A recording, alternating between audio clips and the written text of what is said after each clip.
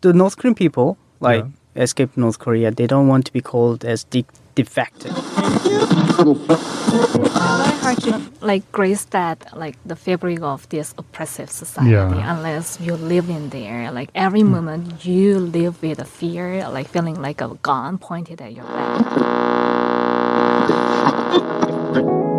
And we're back with another episode of RFA Insider. That was Eugene, I'm Amy, and this is part 2 of our interview with Pyonghattanite escapees Seohyun and Hyunseung Lee, who fled from North Korea and recently graduated from Columbia University.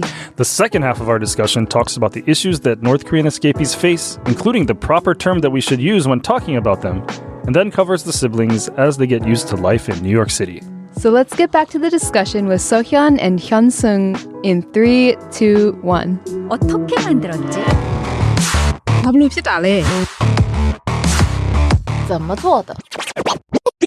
How it's made. Okay, so in the video story that we refer to a lot, there's a scene where Hyunseung is in class. I'm North Korean refugee and I'm wondering how Colombia, Peru, and neighboring countries define legal and illegal immigrants. 매 수업에 적극적으로 참여하는 현승 씨. And he says the quote, I'm a North Korean refugee, and then you start asking about immigration or illegal immigration in Colombia and Peru. But the term refugee is one I wanted to focus on. There's often a lot of confusion between how to describe people who have escaped from North Korea in English, with most of the news outlets using the term defector. Mm-hmm. And most human rights organizations prefer to use the term refugee. And here at Radio Free Asia, in English anyway, we have a policy where we've been using the neutral term escapee, and that's something that we've invoked, I guess, fairly recently. But before that, we were kind of using them all interchangeably. And we only use the term defector now in the case where the person was in the military or the government when they escaped. So it actually came up when we were writing about you guys. Mm-hmm. Should we say that you're defectors or escapees? Because your father would certainly be a defector, but you maybe not necessarily. But we just went with escapee because it's kind of catch-all term, I guess. Mm-hmm. But I would like to know, in your opinion, does it matter which term we use to describe people who escape from North Korea? And if so, why do you think so? Yeah, I think the term defector, on the other hand, has very different connotation, right? You mentioned, historically it is used to describe someone who abandoned its country and ideology. Yeah. And but I think the North Korean people, escaped North Korea, they don't want to be called as defector because it means someone like. I think it has bad meaning in general. So they want to be called in neutral term like escapee. And that's why in South Korea people are, debating whether they should be called like 이탈주민 or 북향주민, the background, people from a background with North Korea like that. Yeah. So okay, what he's referring to here are the official ways that South Korea refers to escapees. The current preferred term is 탈북민, which means a member of society who has fled from North Korea. That term is most often translated as defector. Recently, several new terms have cropped up in the Korean language to try to refer to these people in a more polite way that has less of a negative connotation. So there's considerable debate right now over which term they should use. Personally, I want to be called Korean from North Korea or Korean from Pyongyang. But I think the correct term for my father and me and those people who actually seek a political asylum should be kind of asylee. Asylee? Yes. We haven't even considered that term. Wow. Another one for the or mix. asylum seeker, perhaps? But in general, like North Korean escapee should be using the term escapee. It's more neutral approach and then seen as the middle ground. And then I think the term is more used to describe humanizing the escape process and knowledge, the risk involved without imposing a label that, they might carry unintended implications. So ultimately, the most important thing is to recognize the humanity of those who have escaped North Korea and to understand each person's story is unique. And the terms we use should reflect the complexity and encourage empathy and support for those who have risked everything for a chance at freedom. Yeah, I absolutely agree. Okay. So the reason we decided not to use the term refugee at Radio Free Asia is because that is basically going against China's declaration that the people from North Korea that have escaped into China, I guess China says that they are economic migrants and not refugees, and therefore they are not allowed protections under the international law. And so that's why lots of rights organizations definitely like to use refugee, but we can't do that as a news organization because that could be seen as we're taking sides on that issue. I see. Do you want to understand? Very smart, move. Very smart move. And the reason I mentioned that in the class I'm refugees, the class regarding the refugee and the immigration stuff. So I couldn't say I'm from North Korean escape. I'm a North Korean escapee. So yeah, I'm saying that I'm a North Korean refugee. Mm-hmm. So last month we held a North Korean Young Leaders Assembly program. This year was the second time we are having that program. So we invited 8 North Korean escapees, both from South Korea and the United States, and including my brother and I, we are 10. And so we had a private conference at the RFA mission to the United Nations last month. And RFA is South Korea. Yeah. Right. There are more than 50 the diplomats came to U.S. mission. Yes, came to listen to us. After we are sharing our experiences, and then we have our kind of agenda to ask those diplomats. And I brought up that humanitarian aids, and then this China issue that sending back North Korean people to the country, even they realize that they might be under the persecutions. So what I was emphasized that they definitely have to be recognized as refugees because they came to China to find their own freedom and then rights to conduct economic performances. They're not only just economic migrants. They are certainly refugees under the international law. And then what I emphasized is that those people who came to China as workers with the visas, diplomats, North Korean diplomats, and North Korean, the businessmen, and then the IT workers, they are not illegal crossing borders. They came with the documentations. And when they seek asylum, China has no reason to block them to seek asylum. And as a member of the United Nations, they have the obligation to fulfill their responsibilities to aligning their policies. So that was the thing I mentioned, but and because you brought up the China, I just that idea came across my brother, and then he wanted to mention it. Well, thank you for adding clarity to it because it's been a challenge at RFA actually to settle on one specific term, especially when all the rest of the news media everywhere uses the term defector so haphazardly. So, well, I would like to hear your opinion. Do you think that the term North Korean defector kind of frame the people who risk their life, come to the freedom world, undermine their kind of potentials and then their kind of intention, their kind of journey? Do you think that term undermines it? No, I don't think it really undermines that. I personally, I thought that the term defector means it's so politically charged, and it kind of means that, even people, if they're from South Korea and they defect to North Korea, for example, that means that they are almost like the property of the government. Even if they have a change in ideology or decide to go for whatever reason, it's if you're a defector, you're forsaking your homeland, you're a traitor, you're a bad person, a criminal, all these worst, terrible things. And it's just such a negative that's what I personally think about that particular term. And I know that there are people that would rather describe themselves that way, but I think it gives too much power to the governments and saying that the government owns the people in both cases, not just North Korea, also South Korea, with South Korean citizens who decide to go to North Korea, that does happen occasionally, although very rare. Okay, that's a very, very good discussion on that particular. I would say I agree as well in that like defecting sometimes can be interpreted as like very much a political move, but it leaves out the most important part, which is that there is an element of danger and that you can't return back, which is the most important thing when you leave North Korea. All right, so let's move on to the New York side of the story. When you came to the U.S., your family settled in Virginia. So how did you end up in New York and specifically at Columbia University? So after we came to the Virginia, and then I personally had a dream pursuing my career path in hospitality. So my dream is funding a hotel business. Oh, hotels. Wow. When North Korea opens up. So the model that I wanted is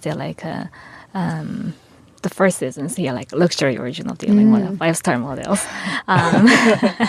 But in North Korea, when it opens up, that's when it opens up, yeah. So I wanted to have my first-hand experiences. So I work in hospitality. I actually work in the 5-star hotel in Washington D.C. at the front desk. Okay. For several years, and then I'll have to try to find out which one. So I'll go visit you. Hey. Not anymore. Oh, okay. I used to. Oh, okay. But what I realized that, because my background and then the fact that I still have my loved ones left behind, my heart was always towards the North Korean issues, and then realized that the first thing I have to reserve is the current North Korean issue. I can put aside my dream for a while, and then once North Korea liberate, I can pursue my original dream again. So I got involved in human rights activities since 2019 and started YouTube channel with my brother to help people understand better about the system itself, and then what is the root cause of those countless and the 70-year longer that complexity that resulted by the regime.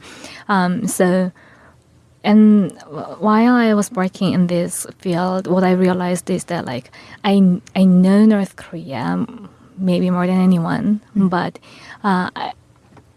I felt I do not fully understand how the policies in the United States are generating and making and finally be on the table of the President of the United States. So I want to have that education here in America, studying with people coming from different countries.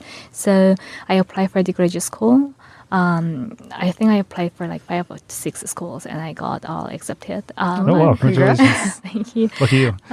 But the reason I end up choosing New York is that because of the city itself. I think I thought the city itself is an education place. And I'm really happy to find out that my decision was right. Learned so much and then spent so much great time with my cohorts and made new friends over there, met great people. Everyone whom I encountered were a great inspiration to me.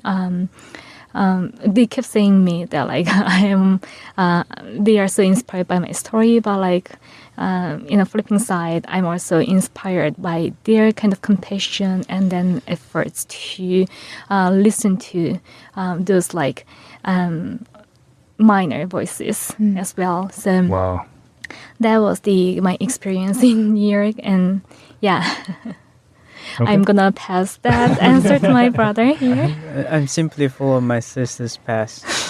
So I always wanted to study in US. And getting masters, and then the experience in US system is my one of my dreams.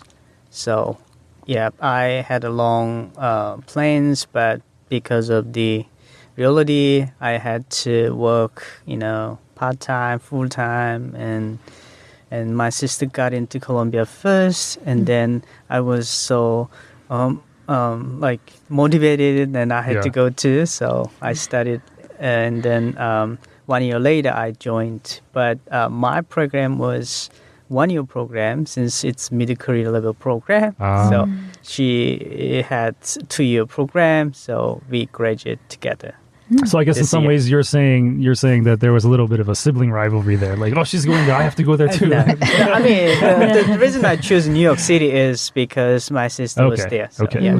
Yeah, You also did mention that you have. Is your YouTube channel still active? No, it is No. not active. We need to reactive it, but it's gonna take some time. Okay. Otherwise, I was going to say you should tell the listeners where they can find you. But we still have great videos there. Okay. So if you want to learn more about North Korea, welcome to click the videos. Okay. Well, how can they find your YouTube channel? It is simply named Pyonghattan, like a combination of Pyongyang and Manhattan. Okay. So Pyonghattan. Yes. Right. All right. Great. Great. So I wanted to talk a little bit more about New York. Whenever I travel to New York, personally, I feel very overwhelmed. Like, it's just such a noisy, big city. And I keep telling myself, yeah, it's great to visit, but it's simply too busy for me to want to live there. And yet Eugene travels to New York all the time for vacation. My brother lives there and he lets me stay at his house. But I don't enjoy it enough to want to live there. So would you say that you agree or you disagree? I mean, obviously you live there, but I guess comparing with here in the DC area, which do you prefer? I think for short term, New York City might be okay to explore, but like for long term, definitely DC, DMV area is much better for family environment. My thoughts exactly. Yes, you're exactly right. Okay. I completely understand where you come from, but I think, and personally, I have a lot of love and hate relationship with the city. Just like everyone who lives there, right? Yeah, on the other hand, I love the energy and diversity. Yeah. And then kind of the vibe that, you are alive.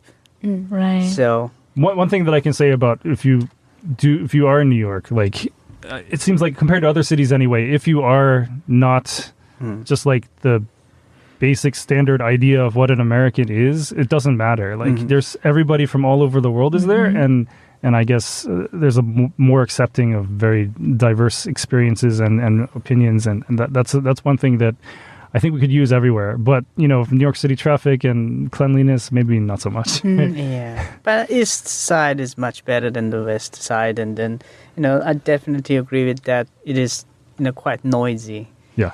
In New York City, and it's not peaceful city. So. Right. Okay. You briefly mentioned being the target of racism in the U.S. How jarring was it to experience the first time it happened? Does it continue to happen now? And what was your reaction to it when it happened? So, first of all, I didn't know it was racism because I don't think it's like, people, he was so I worked as a valet parking driver in 2018, and then it was an American restaurant. I was doing valet parking, and then I couldn't find his car key. Right. But the car starts, and then you can drive. It means definitely the key is inside. Yeah. And then the customer, I think he's also Asian guy, and then he's mad. And he just talked to my colleague that some Chinese guy, got my key and then he couldn't find it like that. So I didn't know it was a racism, but my American friend came to me and then also he stopped him to, talking like that. So some Chinese guy is racism. You shouldn't talk like that. So I didn't know, but I didn't take it personal because exactly I look like Asian guy. So maybe. Right. He was not that careful of his language. But he's also from Asia. I think he's Vietnamese. So I mean that. But maybe he should be careful in the future because of not just me, but his son or his grandson might face the same situation, right? Right. Yeah. So it's not it's not like you should be careful of what you are saying, but you should be careful of your, future generation. So, it might be better that, calling appropriately. Yeah.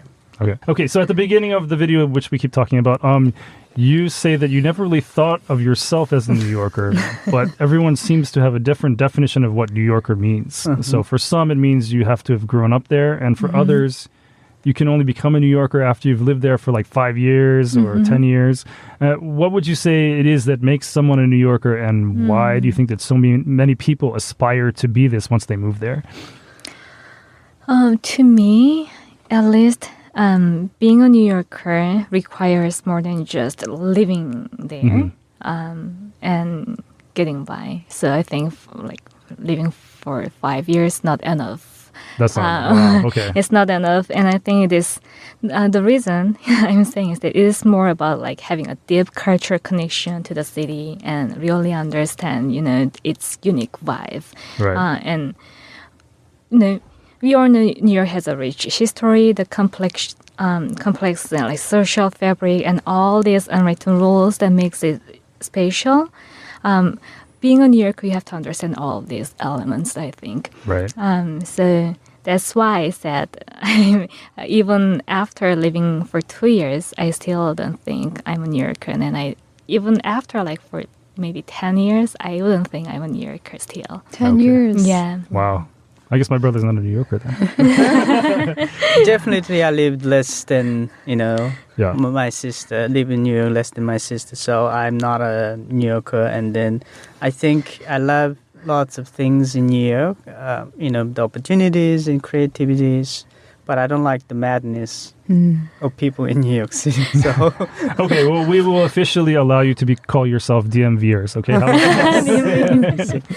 All right. Because both of you attended university in North Korea, from your observations, how did the university experience in the U.S. compare to the university experience in North Korea or China, if you also attended university there? yeah, so actually I entered North Korean University, and after 3 months I actually came to China to study abroad as a North Korean overseas student. So I got my undergraduate degree from Chinese college. I studied in 4 years international trade and economics. So main difference, I would say, in the U.S., university is a place of open inquiry, and where students like encouraged to ask questions and, more creative thinking and then critical thinking, right? But in North Korean education system, you shouldn't ask certain things like political agendas, ideologies and the government policies, and even like we cannot compare market system and socialist system. So when you're saying that, I think market system is better than North Korea's planned economic system, that means you are a trade of a nation, and then that one language can be the death penalty for entire family. Oh my. So we never said that market system is better system. And even like, we like in the market, we actually purchase things with the US dollar bills, right? Yeah. But we never said that it's the right thing, or, we have to criticize US dollar bills, even though we love US dollar bills. So it's very like a hypocritical society right now. And in like education system, we don't, have critical thinkings. We often made a joke that, someone's, student's creativity is the, trouble of professor. And the professor's trouble. Because when students think creatively, like they have a critical thinking and they keep asking questions, and then professor cannot answer that question. They don't have answers. And even though if they answer the questions, and then that's the risk. Right. So they don't want to take the risk. Okay, so I guess to sum it up, then you would say that in New York, or in the United States university system, that you have you and the professor are having like a kind of a conversation while he's teaching, and then in North Korea, it's more one way. It's like this is what the truth is, and you have to absorb it. Yep. Okay. That's kind of brainwashing, and just no argument. You have to follow what it means and education. And then you also have to watch what you say, just so that you don't say the wrong thing, right? Yeah. Okay. Right, and have that kind of like, mindset, preparation that like your action or word can lead your 3 generations family punished. So. Oh yes. Oh, that's Wow. Can I ask a silly follow-up question? Sure. In North Korean university, is there, I guess, is like the student life the same as the US? Like, do you have clubs? Do you stay on campus dorms and things? We do have a campus dorms, but they are often for the people who are coming from the other cities than Pyongyang. And so very few students who are living the dorms in North Korean universities, which means only a small percentage of the people are coming from outside of Pyongyang. And school activities, we do not have clubs. Oh, none at all. No, not at all. Not at all. It's not like official club, but we have some soccer group, like unofficially, you want to play soccer and then meet. So every year we have a sports festival. So university sports, competition. So we do that because of that.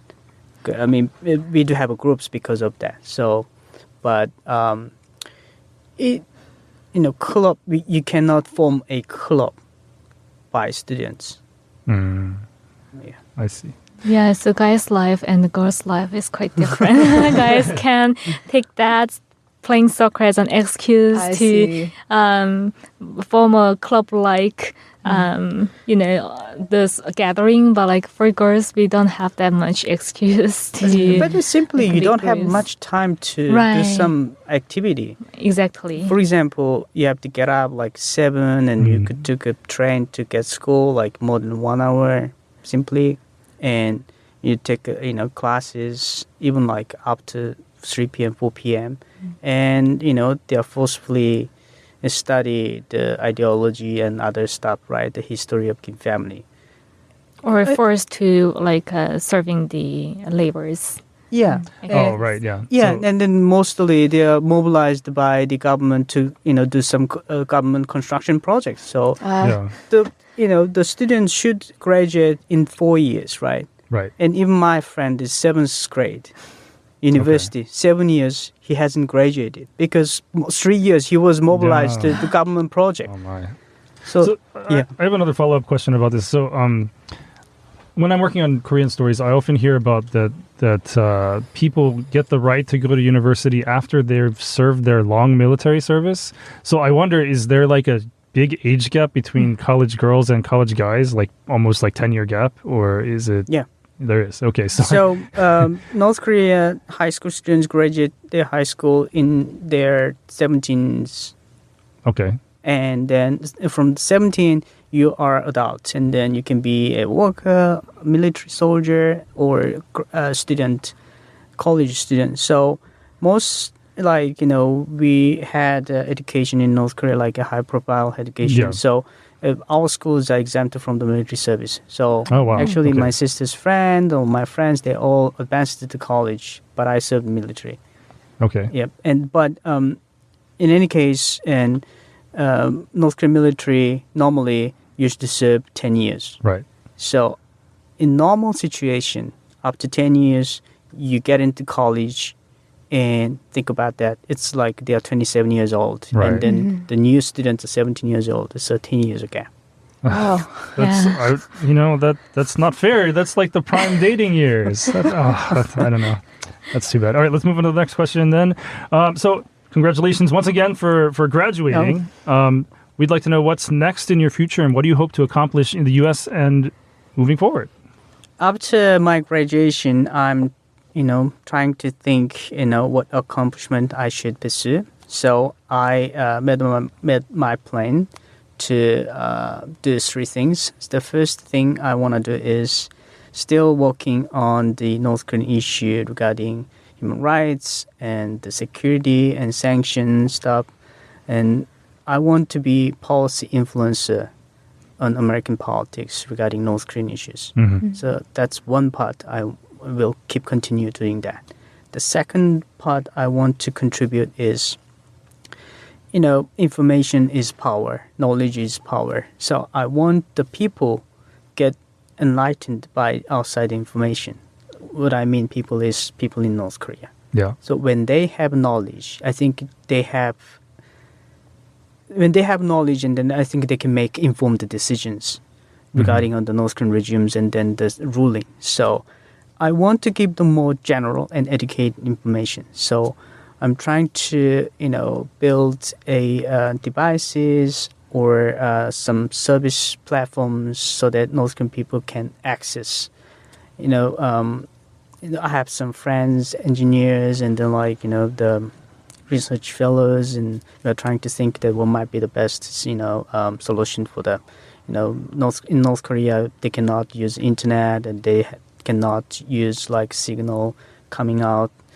So, all the restrictions we have to challenge. So I think that's another way I want to contribute for North Korean people's liberty. The third thing is, I always wanted to be an entrepreneur.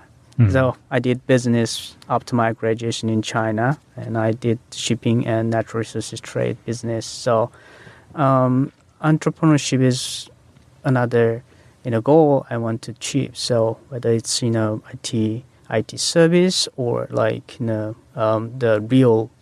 the business. So I'm developing my ideas with friends now. So the 3 areas I want to touch. Good luck. Sounds busy. And I also did want to say that since your graduation, Hyunsung has appeared in many Korean services stories as an expert. We've quoted you a lot. I've noticed your name coming up so many times. Why do we keep talking to this guy? So, do you have a new role with the Global Peace Foundation? Yes. Yeah. Can you briefly explain that? Yeah. So I'm working for a nonprofit called Global Peace Foundation, which they promote peace and then the safety of the global people. Mm-hmm. So one area they want to focus is the founder is Korean American, and he wants to, in his ultimate dream is to achieve unification, under the term of free unified Korea. Okay. So not like a term by the North Korean regime. So, I want to share that dream with him, and then he wants to contribute this unification. So I like that idea. So now I'm working as a lead strategist for the North Korean program. So. Okay. Wow, very cool. Yeah. That's great that you found a job so quickly after graduating, because that can be a challenge for many people. And I didn't mean to leave you out. I'm sorry if I... no worries, no worries. You can give full time to my brother. I think I am like him. I think I'm gonna continue what I'm doing, but I wanna build my career that bridges my experience in North Korea with the opportunities here in the U.S., where I can contribute to policy development and analysis using my unique perspective, But my ultimate goal is to make a tangible difference. So I studied cybersecurity at Columbia, and I think that's the area what I'm going to pursue in the future. So I am currently a member of the Global Advisory Council at McKinney Institute. Okay. But yeah, so likewise, I'm going to be, in this field, and then want to influence that the U.S. policies and then experts on the North Korean issues. I think that's what we can do with our best. That's great. I'm glad for both of you that you're already succeeding after having graduated. Oh. All right. So I'm sorry I stole your question. Oh. I'll go on with number 10. So now that you're so far removed from your previous life in North Korea, is there anything that you look back on fondly, or is there something you miss about your life that you left behind there? Absolutely. Yeah. Well, life in North Korea was incredibly challenging and repressive, but there are certain aspects that I do look back on in a sense of nostalgia. Especially, I think, the Pyongyang Naengmyeon, the cold noodle. Yes. I was going to ask if there's anything that It's totally you wish H-Mart would have that you miss. I don't think, there's none. When I spent time in South Korea, so I was very surprised that there's so many shops that clearly say in their name Pyongyang Naengmyeon. With naengmyeon is the cold noodles, and I was like, why do they keep saying it? It's obviously because it's originally from there, but I thought that being in the South, they shouldn't be advertising the connection to Pyongyang so much. But, I guess it's just that good that everybody has to. Especially like the three types of Pyongyang, cold noodle in Pyongyang city. You cannot have that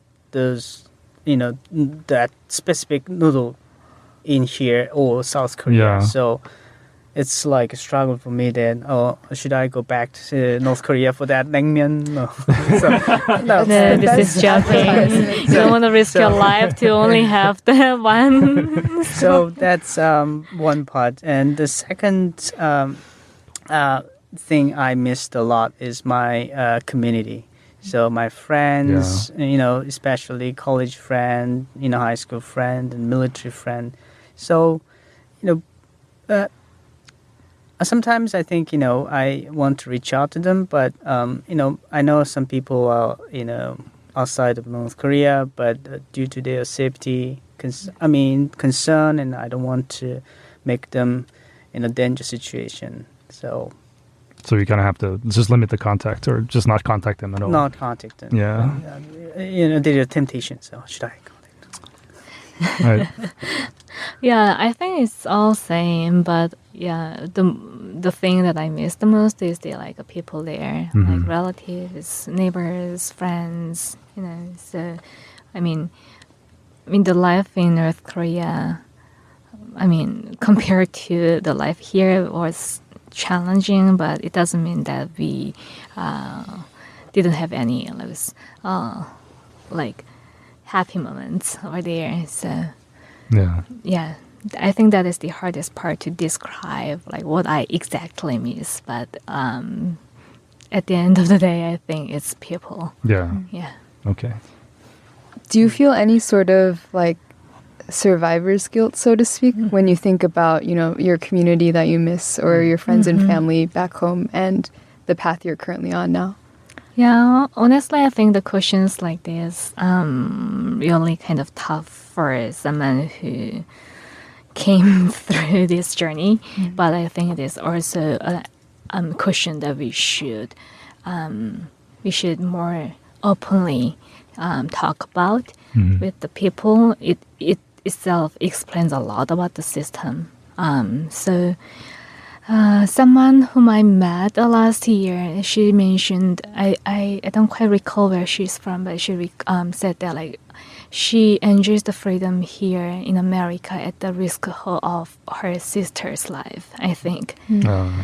I think it is the kind of similar situation to all the people coming from North Korea. The freedom which we enjoy here in South Korea or in Canada or in UK, we are enjoying it at the risk of someone's life. We are left behind in North Korea, so definitely we have those survivor's guilt, and that's why even the advocacy work is really challenging.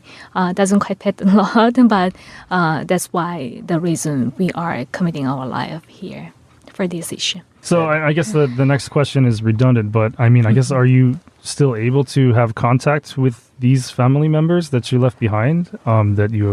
I guess you say that you're putting them at risk. Are they able to? Do you know that they're still alive even, or is it more? Because yes, we heard some news from people, contacted the family, but we restricting contact them. Yeah. Because as soon as the regime realized we are in contact with our relatives, and then that might be too risky for them. So we don't want to, make them unsafe. But they also, from our understanding, I don't talk about this a lot, but publicly. But we believe that our relatives are punished. And then some of them who, far relatives, they are deported from Pyongyang city to the rural area because of us. So I think there are definitely consequences that people are suffering inside North Korea because of the system itself. Right. Yeah. But we faced certain, risk when we were in North Korea. Yeah. So I think my dad and my family was wise because even though we didn't defect, there's some like danger that we might be executed later, like 3 years, 4 years later, because Kim Jong-un is very unpredictable in terms of brutal executions. So many people are victims of the Kim Jong-un's brutal executions. Yeah, so to explain that further, in 2014, it was the atmosphere of the North Korea was that it is not surprising to anyone who are suddenly targeted and sent to a political prison camp or executed for nothing, or even without knowing for something that they are committed, what they did wrong. So in that cases, we could be the next target at any moment. And when we became a next target, it's not gonna only take our core family members, 4 of us, the life. It's gonna take 3 generations. So definitely all the relatives are gonna be target in the process. That's why there is no better solution for us. The only better solution that we thought is that at least we want to do something for ourselves and for the country, and that leaving the country and then commuting in a freedom world is the only better option for us. Before leave North Korea, my dad got the offer from North Korean government that he could be the director of North Korean's tourism General Bureau. Oh. So it's like a secretary rank. And then he refused it. After that, we left. So surprisingly, in 2017, Kim Jong-un executed the director of Tourism General Bureau. Wow. So it could be my family. Yeah. Right. And if we faced in that situation, and then entire my relatives also got punishment. So it's not like we relieve what we haven't faced, but I think simply in that society, the high-ranking people, elite class, had no choice if they want to leave. Right. The risk and the suffering of those people are not just limited to the elite class, but the relatives face the same consequences, of their of the government's brutal executions. So for now, I think that my relatives could be suffering, but I hope that the suffering should be minimal. Yes. And we And want soon. then we want to end this tragedy soon. So It's really hard to grace that the fabric of this oppressive society unless you live in there. Every moment you live with a fear, feeling like a gun pointed at your back. So that's really hard to just describing by words to other people. But hopefully, Well, I want to thank you both for trying and sharing so much with us. Yeah. I mean, it's I know it's asking a lot of you, and I appreciate it very much. So is there anything else that you would like to tell us about your journey and experience before we come to a close?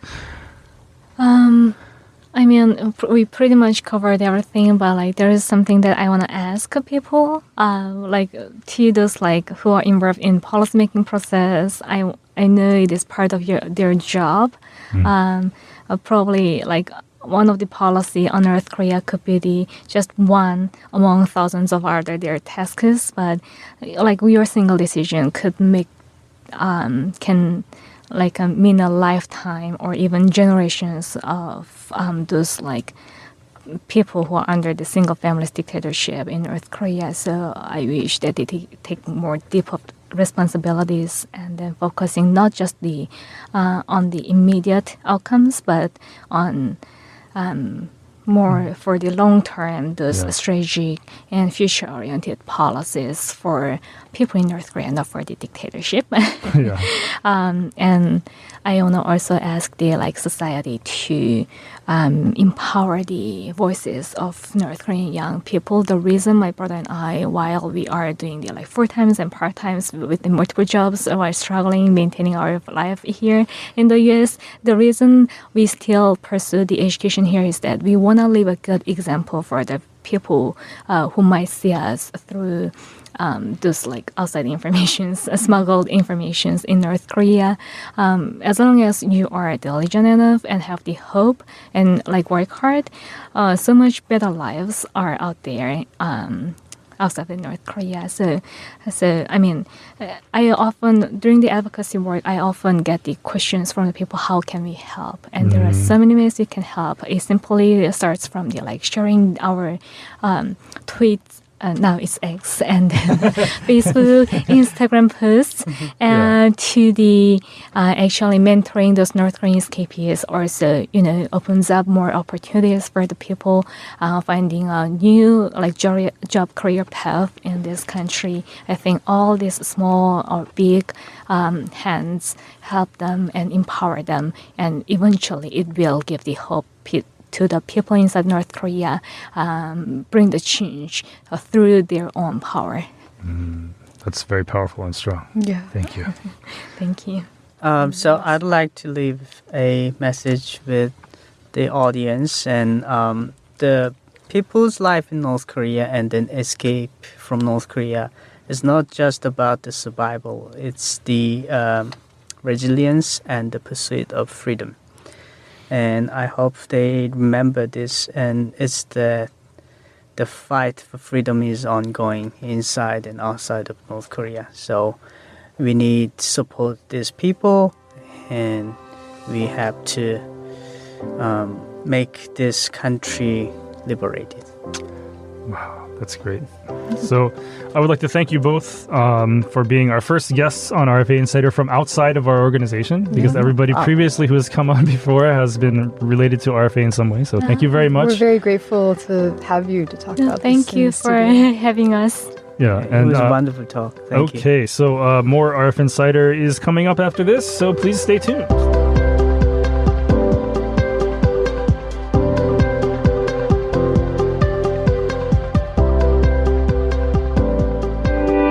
You're listening to the RFA Insider podcast, made by two real-life staffers at Radio Free Asia. If you'd like to send us feedback, there are many ways you can do this. You can send us an email at insider@rfa.org. You can comment on our webpage at rfa.org/English/insider. Just click on the episode you're listening to and write your comment below. Or you can send us a tweet at RFA Insider or visit us in person. No, don't visit us in person. Right, don't visit us in person. But anyway, we really want to hear from you. So tune in every other Friday and we'll take you behind the scenes. And tell you what the news really means here at RFA Insider.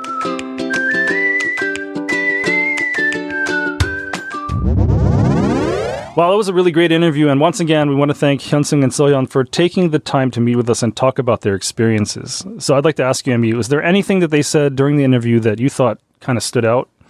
I thought it was interesting how, we like call them 1%ers, right? Yeah. In North Korea, but they made sure to emphasize it's not exactly, it doesn't translate one-to-one for like our Western idea of a Right, the Western 1%er. idea of 1%ers being that they're, billionaires. Right. But in this case, they're just like... The addendum is that they're North Korean 1%ers still. Right. So it would be like the same as maybe upper middle class in the United States or something like that. For me, one thing that I thought that stood out was how the discussion when we had about how to call them, where people just throw the term defector out there like it's nothing, or most media outlets will use that term, but that's something that we've talked about a lot at RFA, especially in the English service, and I think it's good that they at least stated their opinions on it, because we've been asking like the Korean service, and people in the Korean service, most of them are not in that situation, so they just go with what feels natural to them and without actually consulting some of the people from there. So yeah, it's interesting because like to someone not very tuned in to these issues, like they're all interchangeable terms, but if it's someone with like a lot of involvement, then like that one word means a lot, or like, you know. Yeah, and it goes to say that there's lots of different communities with different terms, and so how you call something really tends to matter. And we learned that even in the last episode with Sherazad, where we were talking about the Uyghur community and how you shouldn't call them like Western Chinese and stuff like that. So yes, I mean, names and labels are important. But as we said, even though this is a two-parter, we still have to find ways to put in Podcast Free Asia. Okay, so this time on Podcast Free Asia, we've got some sad news for our listeners. Today is the last time you will ever hear... Hey, wait. You're quitting? No, I'm not quitting. I'm just talking about how we're changing the name for How It's Made. You had me worried there. Yep, that's right. So How It's Made was originally conceived as a way to talk to journalists at RFA to see how they were able to get the stories they get and any challenges and successes they had along the way. So each time we've done it, it seems like we really only loosely followed that framework, and we ended up discussing the issue they reported on more. So the How It's Made moniker didn't really seem to fit that much. Right. So Amy and I had a huge brainstorming session where I listed about 15 to 20 potential replacement titles, and I came up with some stinkers like news salad. I enjoyed news salad. Digestive aids, because, you know, we'd be essentially digesting the story and explaining it to you. Or even worse, the cliche terms like what's hot, or the grammatically incorrect attempt to sound cool, what it is. But then Amy came up with one that just sounds perfect. So, Amy, henceforth, the How It's Made segment will now be called... News salad! What? No, just kidding. We're going to call it Offbeat. Offbeat. I love it. When you said that, it just put all of my brainstormed ideas to shame. What does offbeat mean? Well, a beat is kind of like a specific genre of stories that you would follow as a journalist. So like I'm on the Korea beat. Yes, Okay. or like the traffic beat or the crime beat. Right, okay. So offbeat is just giving us more license to explore a story more in depth, or maybe, you know, the context around it. That works perfectly. So starting next episode, we'll come back to you with Offbeat, followed by Podcast Free Asia, and then ending with the rundown, and that will be our standard format. But as far as this episode is concerned, it's now time to leave. So for Eugene Huang, I'm Amy Lee, and that does it for this episode of RFA Insider. All right, perfect. Like what you hear so far? Can you spare 3 seconds to help us out? It'd really mean a lot to us if you would like and subscribe and follow us on whatever platform you're using to listen to us. We're begging you. We're pleading with you. Actually, we're just kind of asking nicely. Yeah, that. That was Amy and I'm Eugene, and today on RFA Insider, we've got an extra special double episode featuring... Damn it. That was Amy and I'm Eugene, and today on RFA Insider, we've got... Oh my god. I hate it when I'm in here for some reason. We're just rusty. The first half of our discussion talks a little bit about their discussion... Part 2 of our interview with Pyonghattanite escapees Seohyun and Hyunseung Lee. Yeah.